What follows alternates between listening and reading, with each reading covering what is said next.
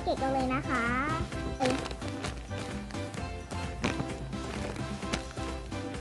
สนุกมากเรามาแกะออกมากันเลยนะคะเรามาแกะกันเลยคือกลิ่นหอมเบอร์เลยนะทุกคนลายเส้นก็อยู่ตรงนี้นะคะมันไม่เห็นเนาะเรามาบีบนอกแพ็กเกจกันเลยฟินมากลมมันค่อนข้างจะเยอะเลยนะทุกคนคือแบบฟินมาก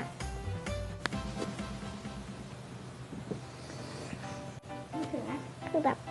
เนื้อดีมากเวอร์อะไรเงี้ยแบบบีบเต็มไม้เต็มมือมาก